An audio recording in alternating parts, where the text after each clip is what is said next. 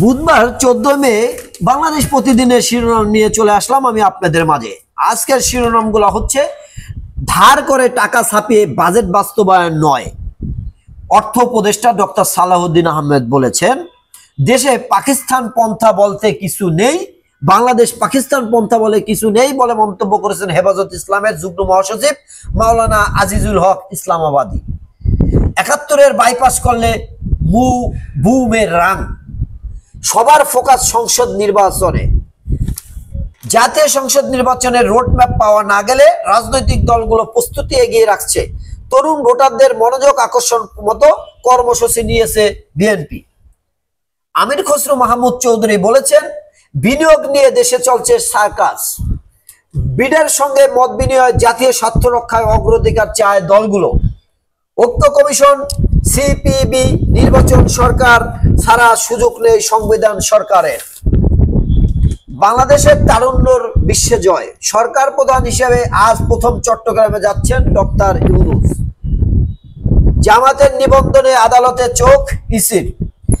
জুবাইদা রহমানকে বিলম্ব মার্জনা হাইকোর্টে। বিলুপ্ত এনবিআর কলমবিরতি কর্মসূচি কর্মকর্তাদের। 2 বিভাগ গঠন অধ্যাদেশ জারি স্বাগত জানিয়েছেন বিশেষজ্ঞরা। রাজধানীতে ঐবদ্ধ রিক্সা বন্ধের অভিযান। রাজধানীতে ব্যাটারি চালিত ঐবদ্ধ রিক্সা বন্ধে অভিযান চালিয়েছে ঢাকা উত্তর সিটি কর্পোরেশন ডিএনসিসি। গতকাল ধানমন্ডি 27 মোড় থেকে আসাদ গেট পর্যন্ত অভিযান চালানো হয়। এ সময় 30টি রিক্সা জব্দ করে ডাম্পিং এ পাঠানো হয়। অভিযানকালে ডিএনসিসি প্রশাসক মোহাম্মদ এজাজ বলেন, ঢাকার মূল সড়কে কোনো রিক্সা চলাচল করতে পারবে না। 5 সচিবকে অপসারণের দাবিতে সচিবালয়ের অবস্থান। বাণিজ্য আলোচনা বন্ধ 3 বছর।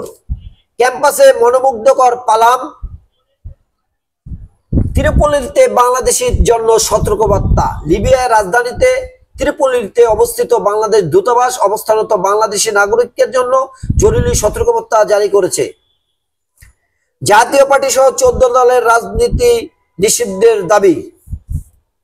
মার্কিন নাগরিকত্বের জয়। সজীব ওয়াজেদ জয় গত শনিবার ইউএস সিটিজেনশিপের জন্য শপথ নেন ও পরে নাগরিকত্ব সার্টিফিকেট গ্রহণ করেন।